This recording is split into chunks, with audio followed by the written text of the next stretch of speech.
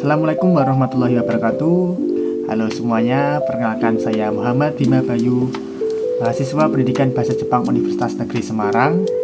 Di sini saya ingin menyampaikan sebuah topik yang sangat menarik tentang agama orang Jepang. Ya, saat kita membahas agama di dunia, seringkali kita mendengar yaitu agama seperti agama Islam, Hindu, Buddha, Kristen. Namun ada satu sistem kepercayaan yang meskipun jarang dibahas, tapi memiliki pengaruh yang luar biasa dalam membentuk identitas dan budaya suatu bangsa. Agama itu adalah Shinto, agama asli orang Jepang. 宗教ないですないです。ないです。人としては全く何も興味ない。無宗教です。ない何もない。 Di sini saya ingin mengajak teman-teman untuk memahami apa itu Shinto, bagaimana sejarahnya berkembang, konsep-konsep kuncinya, dan bagaimana ia terus hidup di zaman modern ini. Tidak hanya sebagai agama, tapi sebagai cara hidup dan pandangan dunia. Kata Shinto sendiri berasal dari bahasa Tionghoa, dari dua kata. Yang pertama itu Sen, berarti roh atau dewa, dan Tao, berarti jalan. Dalam bahasa Jepang, istilah ini diterjemahkan sebagai Kami no Michi, jalan para kami. Yang membedakan Shinto dari banyaknya agama lain, bahwa Shinto tidak memiliki kitab suci, tidak memiliki nabi atau pendiri, dan tidak memiliki sistem kepercayaan formal yang mengikat. Shinto juga tidak memiliki konsep dosa dan keselamatan dalam pengertian Abrahamik atau siklus reinkarnasi dalam agama Hindu atau Buddha. Sebaliknya, Shinto adalah agama yang sangat terhubung dengan alam dan tradisi lokal. Ia bersifat politeistik dan animistik, percaya bahwa roh atau kekuatan ilahi yang disebut kami hadir di seluruh alam, seperti di gunung, sungai, pohon, batu, bahkan dalam fenomena seperti angin dan petir.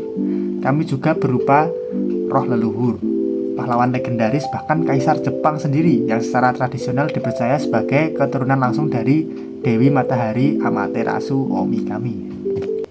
The term Shinto translates as the way of the kami or the way of the gods. It's a tradition that has a millennia-long history in Japan. Seperti yang saya sudah sebutkan tadi, bahwa agama Shinto tidak memiliki kitab suci.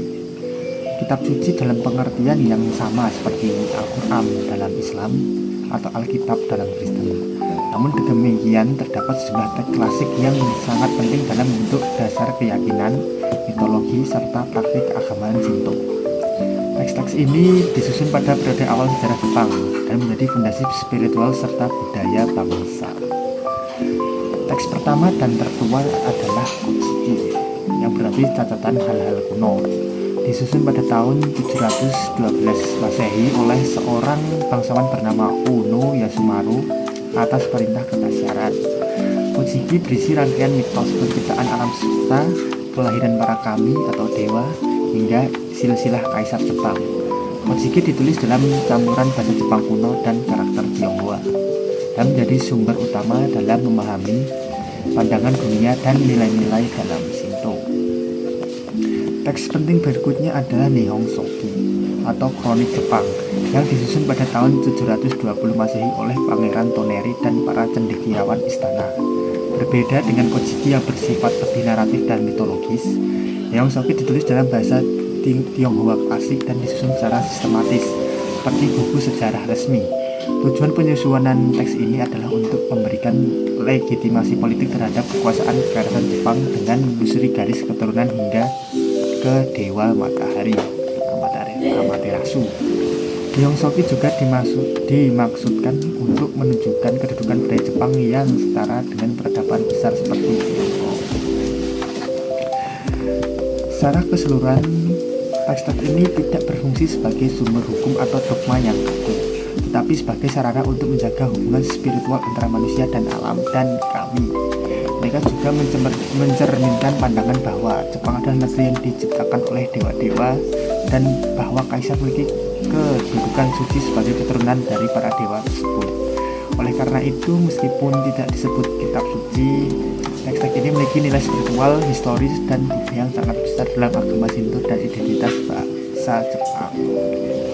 By the time Buddhism made its way to Japan, it had already flourished in China for 500 years. According to the Nihon Shoki, an 8th century text translated as the Chronicles of Japan, Korean monks officially brought Buddhism to the Yamato court in 552 CE. Setelah membahas tentang pengertian apa itu Shinto, kita lanjut di sejarah dan perkembangan Shinto. Untuk memahami Shinto, kita perlu memahami sejarahnya. Yang pertama ya, zaman prasejarah awal Shinto. Shinto berasal dari praktek-praktek animisme masyarakat Jepang kuno. Mereka percaya bahwa alam dipenuhi oleh roh memiliki kekuatan untuk membantu mencelakakan manusia, kekuatan untuk membantu atau mencelakakan manusia. Inilah awal konsep mula kami atau dewa. Masyarakat kuno membangun altar sederhana dan kemudian kuil-kuil untuk menyembah kami lokal. Ritual-ritual dilakukan untuk menarik keberuntungan dan menghindari bencana. Pada abad ke-6, masuknya Buddhisme dan sinkretisme. Ketika agama Buddha masuk dari Korea dan Tionghoa pada abad ke-6, ia tidak menggantikan Shinto, melainkan berasimilasi. Terbentuklah sistem yang disebut Shinbutsu Shugo atau sinkretisme Shinto Buddha. Banyak kuil Shinto dan kuil Buddha dibangun berdampingan. Kami dianggap sebagai manifestasi lokal dari Bodhisattva, tradisi dan ritual yang saling memengaruhi. Pada zaman Meiji 1868 sampai 1945, Shinto dijadikan sebagai agama negara. Dengan restorasi Meiji, pemerintah Jepang memisahkan Shinto dan Buddhisme dan menetapkannya sebagai agama negara. Tujuannya adalah membangun nasionalisme Jepang modern. Kaisar dijadikan figur suci dan pusat spiritual. Pendidikan moral, upacara kenegaraan, dan ritual keagamaan semua dikaitkan dengan Shinto. Saat itu Shinto bukan hanya agama, tapi alat politik. Berikut pasca Perang Dunia, reformasi Shinto. Setelah Jepang kalah dalam Perang Dunia Kedua, sekutu memaksa Jepang memisahkan agama dari negara. Shinto kehilangan status resminya. Kaisar Hirohito secara publik menyatakan bahwa dirinya bukan dewa. Namun Shinto tetap hidup sebagai agama rakyat dan tradisi budaya yang diteruskan dari generasi ke generasi. Though there is no one all-powerful God, and instead the universe is watched over by the harmonious cooperation of the kami who live in this world alongside humans and generally want them to be happy and prosperous. Di agama Shinto ada beberapa konsep penting yang menjadi inti dari Shinto. Yang pertama ada kami, pastinya Tuhan. Enggak sih guys, kami ini disebut bisa berarti juga roh suci, bisa berupa kekuatan alam, leluhur, atau tokoh bersejarah. Kami tidak sempurna, tapi dihormati dan dipuja. Yang kedua ada kagare, kenajisan atau ketidakseimbangan spiritual yang bisa muncul dari kematian, penyakit, atau pelanggaran moral. Yang ketiga harai, penyucian, sebuah ritual penting untuk membersihkan kagare agar harmoni bisa dipulihkan. Yang keempat matsuri. Teman-teman pasti tahu apa itu matsuri ya. Matsuri atau festival atau upacara komunitas yang dipersiapkan untuk kami. Sering disertai arak-arakan, musik, makanan, dan doa. Yang terakhir ada Shinbutsu Shugo, sinkretisme antara Shinto dan Buddhisme yang umum terjadi di Jepang selama bertahun-tahun, bahkan berabad-abad, bukan bertahun-tahun ya. People visit shrines in large numbers at New Year's to seek good fortune in the coming year. Di sini Shinto sangat kaya dengan ritual, namun tidak menuntut ibadah harian seperti agama-agama lain. Praktik umum Shinto meliputi seperti kunjungan ke kuil atau jinja. Biasanya dilakukan pada saat penting seperti tahun baru, Hatsumode, saat bayi lahir, saat anak berusia 3, 5, dan 7 tahun, atau yang bisa disebut Shichi-go-sang atau saat menikah. Ada juga ritual penyucian Misogi. Sebelum memasuki kuil, orang biasanya mencuci tangan dan bergumul di pancuran kecil yang disebut Temiyuza.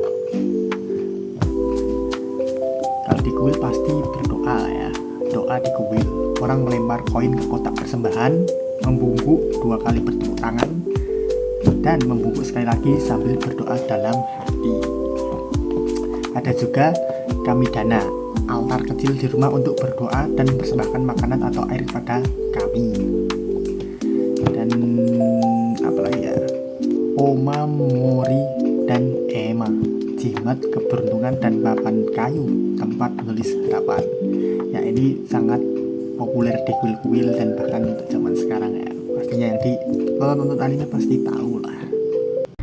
The celestial kami will come into the terrestrial world, our world, and they need a home. So they have these major shrines for these kami when they come into the world so that they can feel at home in the terrestrial world.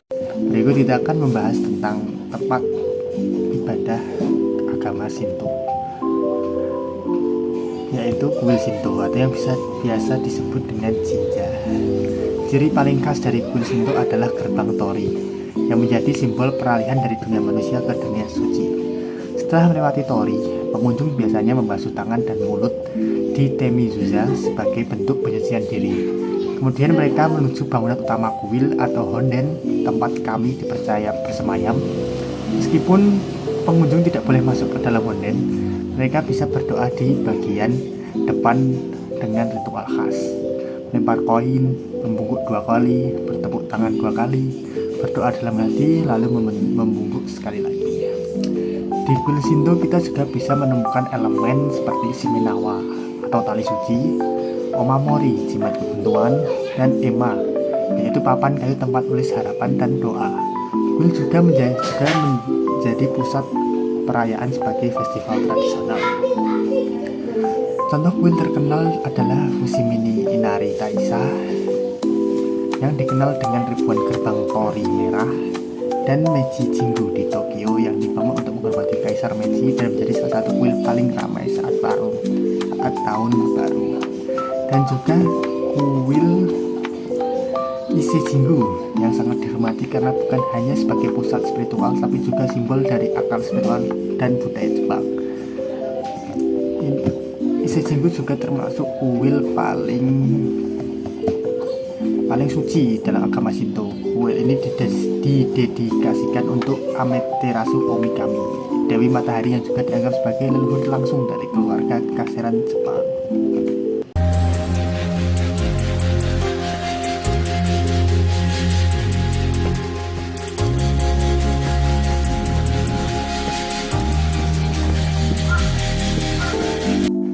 Shinto dalam kehidupan sehari-hari dan Shinto di era modern. Shinto bukan hanya agama, tapi bagian dari gaya hidup. Masyarakat Jepang tidak selalu menyebut diri mereka penganut Shinto, tapi dalam kehidupan mereka, praktik Shinto terlihat jelas. Seperti saat kelahiran bayi, di mana bayi dibawa ke kuil untuk diberkati. Pernikahan dilakukan dengan pakaian dan upacara khas Shinto. Tahun baru, berjuta-juta orang mengunjungi kuil untuk berdoa. Festival lokal dirayakan secara meriah untuk kami pelindung desa dan sebagainya. Pemberian jimat untuk perlindungan kesuksesan dan kesehatan. Shinto juga mengajarkan rasa hormat kepada leluhur di rumah. Di rumah banyak orang yang memiliki altar kecil, kamidana, atau yang disebut dengan kamidana, tempat untuk menghormati kami atau nenek moyang. Di zaman modern, Shinto masih tetap hidup, tidak selalu sebagai agama dogmatis, tetapi sebagai identitas budaya Jepang. Gerakan pelestarian lingkungan, contohnya banyak terinspirasi oleh pandangan Shinto bahwa alam adalah tempat bersemayam kami. Banyak orang muda Jepang pun tetap menghormati tradisi ini, meskipun mereka hidup dalam masyarakat yang sangat-sangat modern dan berteknologi tinggi. Sebagai penutup, kita bisa menyimpulkan bahwa Shinto adalah agama atau kepercayaan yang sangat berbeda dari agama-agama besar dunia. Namun tidak kalah penting dalam perannya membentuk identitas budaya suatu bangsa. Shinto mengajarkan kita tentang keselarasan hidup, penghormatan kepada leluhur, dan pentingnya menjaga alam. Ia tidak menawarkan janji surga atau ancaman neraka, tetapi mengajak manusia untuk hidup baik dan selaras di dunia ini sekarang. Sekian dari saya, ya, mohon maaf kalau ada kurang kata atau salah kata. Assalamualaikum warahmatullahi wabarakatuh.